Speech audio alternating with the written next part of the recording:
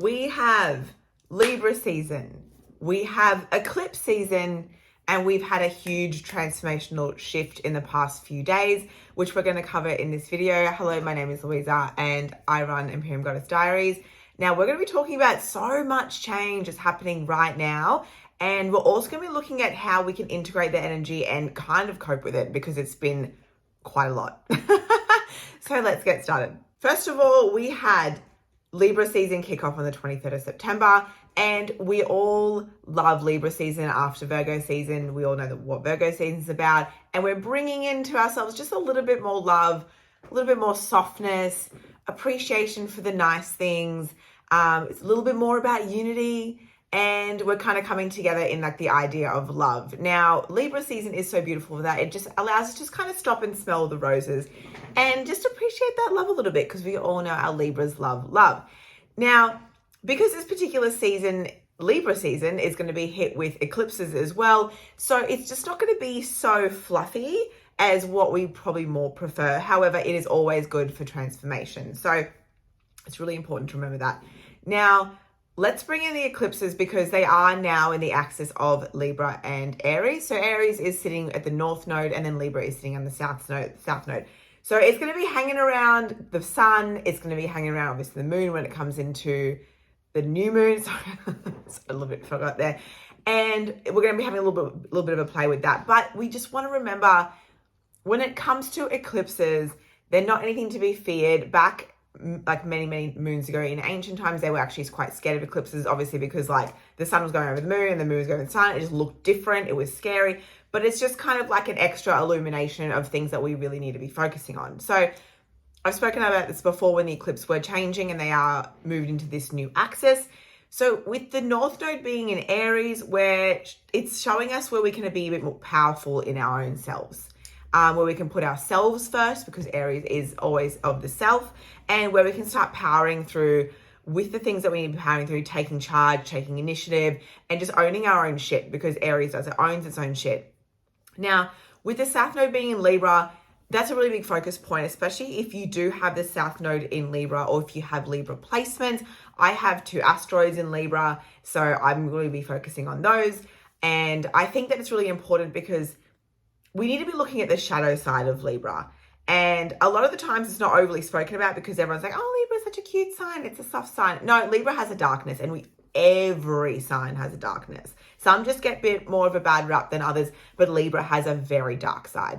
And their dark side permeates a lot to the fact of inauthenticity, people pleasing, and and manipulation. Libra energy can be very manipulative and can get its way however it wants, and it's usually done through their words. It's not done outwardly, but it's done more of a softer kind of way. Libra won't outwardly manipulate you, but Libras will kind of just walk around the sidelines, touch on little things, sprinkle this, sprinkle that, and then kind of work their magic. So in a way, these obviously can be highlighted. Everyone's aware of this who has Libra placements. If you aren't, there you go. But when it comes to the South Node in Libra, what it's you can be focusing on is how best can you bring yourself into inauthenticity without being completely of service to everyone else for the sake of being liked. Now, Libra loves to be liked a lot. It likes to keep the peace because it's a very peacemaking sign. It likes justice, but it's to its own detriment as well. So when Libra kind of wants everything to be peaceful, it will put itself aside completely to make everything else okay, to the point where it can actually lose itself a lot because of its softness, because it's a Venusian sign, so it doesn't have a whole lot of strength, whereas Venus is beautiful, but she can kind of get lost a little bit in the la-la world. Taurus does it in a different way, but Libra can get very lost in itself, which it can cause major inauthenticity. But what we also need to really remember is where we're giving ourselves up a little bit too much, and where are we giving ourselves up to the point that we lose ourselves, because Libra does go above and beyond to the point where, like I said, it just doesn't know itself anymore. And we just need to remember that wherever it's sitting in our chart, whether you don't even have planets in Libra, I only have asteroids, where you have planets in Libra, just remember this area, highlight this area. Where are you just losing yourself a little bit? Where are you giving yourself too much to others? Where are you forgetting your own boundaries? And I remember I've said in a post before, we've come in from Virgo season where it knows its boundaries, it knows its shit, it gets it done. Where can we continue bringing that in?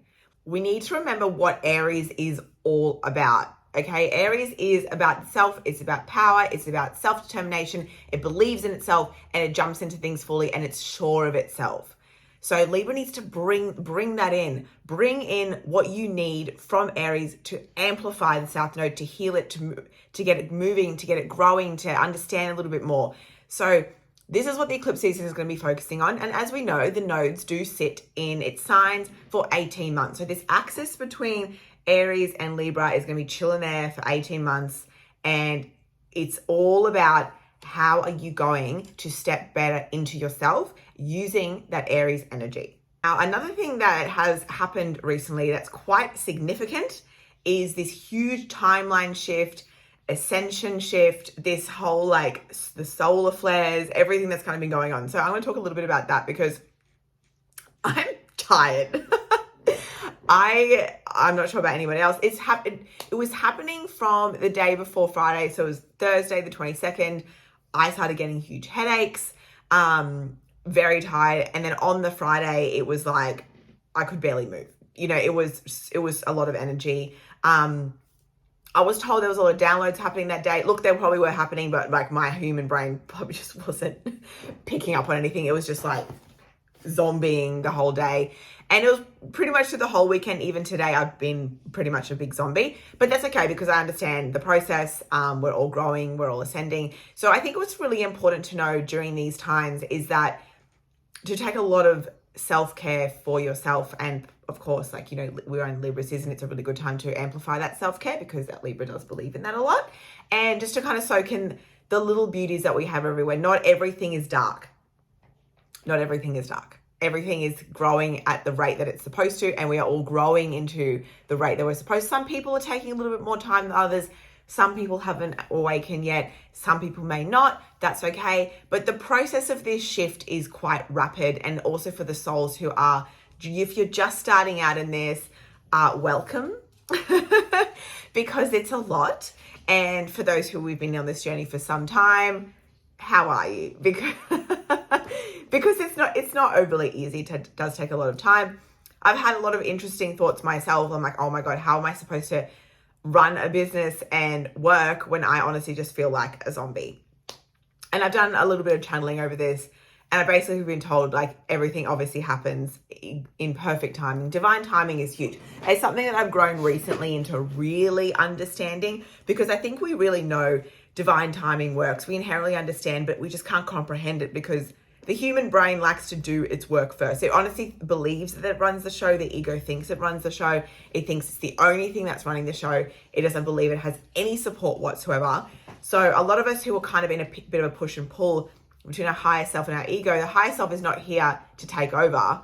It's just here to help the ego move along, just guide it where it needs to be. Whereas like the ego's like, no, I need to take full control because I'm experiencing this. This is the world I'm experiencing. Nothing else is experiencing this but me. So this is where we kind of need to start looking at like how we can start trusting everything a little bit more, trusting the process a little bit more, leaning into our ascension systems and leaning into the opening that we're seeing, the difference that we're seeing in the world, the changes we're seeing in ourselves. I'm not the same person that was a week ago. We're rapidly shifting. It's just, we are moving at such a high rate. It's remarkable. And I feel like the conversations that I'm having with people are starting to really accelerate. It's obviously because of the vibration that I'm sitting at. I'm starting to grow, and there's people that are growing with me, or I'm meeting individuals and we're just having these really profound, deep, intense conversations. And it's a lot of the time, it doesn't need much of like a starting off point to get there. It's like I'm having conversations like this with people like this straight away. You know, it's just like we're talking about the shit that's going on, the shit that's like, it's exciting. It's a really, really exciting time. It's a really healing time as well. So there's going to be just so many things that are going to come up for you. For me specifically, a few other triggers came up, and it was really easy for me to kind of go through and go, all right, well, like, let's work on it. And it's allowing the ego to feel softer and just like chill out a little bit, because it hasn't felt chill. for some time. There's some more symptoms that you even might be experiencing. Like, for example, some people are eating heaps, some people are not really eating at all. I, for some reason, just don't really find food as my biggest driver anymore. I made a video about this, and I'm only maybe eating like once or twice a day, meal wise, and I might have like fruit for a snack and corn chips, and that's pretty much it. Like, I do live on like liquids mainly. What? And you're all going to be experiencing things quite differently, and you're also going to be kind of awakening more to the idea that not everyone is authentic as they seem. Now, I've seen this like for a long time now, but I think I've noticed a lot of souls have made it more obvious to the world that they're not completely authentically who they say they are. And I say it's quite interesting because there's a lot of people in our space, you know, in the awakened space, in spiritual space, in conscious space, and in all of this, you're going to be starting to see and unravel the people that are not there for the truest, most intentional, most loving reasons. And there's going to be some people who I know will take your money for XYZ, claiming that they're going to be able to heal you with all of these things. And in your gut feeling, you're like, I don't know about this person. I don't know if they're going to be, I don't know. That's important. And not only that is like, especially because those people may not resonate with you, but if you look at people, you're watching them talking about the things that's going on in the world, if you're looking at their content and you're like, I don't really know about this person, something just is off, that's your intuition saying, hey, there's a little bit of something else going on here, something a little bit more inauthentic, something along the lines of they're not fully living in their truth. We're going to be seeing a lot of that. We're going to be seeing a lot of that uncovering. It's quite interesting because I think it's already happening. And I believe what I've been told and what I've been hearing is that November is more when a lot of the veil is going to come off on those types of people, because we do have people in this current reality that are not living the full truth. Now, I understand that we've also come from the whole thing that started from 2020. That's been so intense, and I believe people are still living in that sort of mindset. And I believe also people are capitalizing on that time as well. And which whatever, like if you want to make money like that, go for it. But I think that a lot of people are going to be showing a little bit more discernment in what's going on in the world right now. And I think that's part of that huge timeline shift that's been happening literally on the 23rd. So I would say expect so many more Mandela effects, just so many more. Because when there's a huge timeline shift, you need to remember the timeline that existed at the particular time of what you remember specifically, like, you know, Monopoly Man Oracle. That particular timeline does now not exist in this one anymore. So expect to see a lot more in the next coming months, just major shifts of the things that we remember. And the thing is, those things did exist. Though we do remember those things because we experienced those things. And there's a collective of people that will remember it, and because it did exist. But because we're living in newer timelines now, and that shift was massive, we don't know how many timelines just collapsed. We don't know, like all of a sudden I'm just like throwing ideas out in the air. We could be like walking down the street and there's just a building that's just not there anymore. That's just a wild example that I have. You could be like, well, that's that old pub on the corner, like that doesn't exist anymore.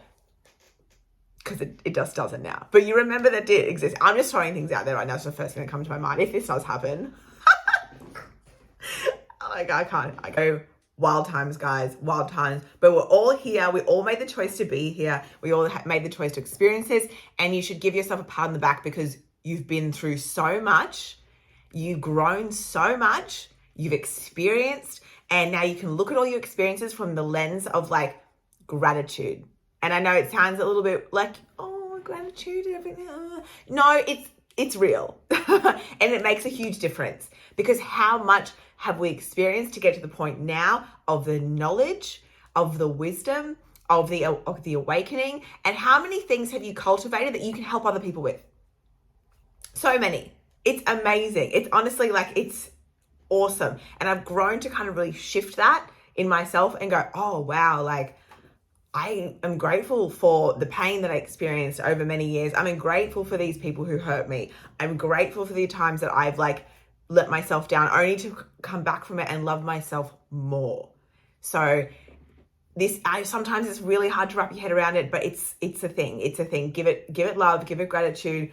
But also give yourself a little bit of love. I know, like I said before, Libra season is all about that self-love, that cultivating that love as well. So just give that to yourself and do what your body feels like doing right now. You know, I had a nap before, it was glorious. I've been having naps pretty much every day because I can't stay awake. But at nighttime, sometimes I can't sleep. So I'm like, cool, we're doing this again. So things will straighten out. You know, notice your triggers, know where they come up, start to have a look at them objectively, and start to look at them and go, where did you come from? You know, and I actually did this to myself the other day. I felt this trigger and I was like, what the fuck is this? And at first I got annoyed at it because I kind of like have a little internal battle with like, I know my ego gets annoyed at itself a little bit. It's really fun. I've got this like whole dialogue in my head. I'm like, why the fuck are you annoyed now? And then I look at it and it's just like, and you just kind of break it open. You're like, oh, there you are. Okay, does this still matter to you? And it's usually like, no. And then it kind of just disappears. It doesn't have any like to stand on anymore. So those things might be coming up for you as well. So it's pretty exciting. But I think one thing to remember, one thing to take away, especially from what this huge changes has been going on, the planets are here to support you. Always. They're here to create changes and shifts within you. And the way that they move together is to support you into moving forward. So this Aries Libra axis, where can you step fully into yourself more and take more charge without giving yourself away too much to the point where you lose yourself? Where can you meet in the middle? Where can you start cultivating both those energies? We've got the eclipses coming up. They're going to be quite powerful. I'm going to make a video on them as well. And just enjoy these ascension symptoms. I know they are hard. I know they're exhausting, but they will pass. We'll go through to the next one. But yeah, let me know if you notice any Mandela effects that come up after this, because this is all I could think of. I'm like, we are going to be seeing some shit, and it's really kind of exciting. So I hope you guys enjoyed this video. Like and subscribe. And I'll see you in the next one.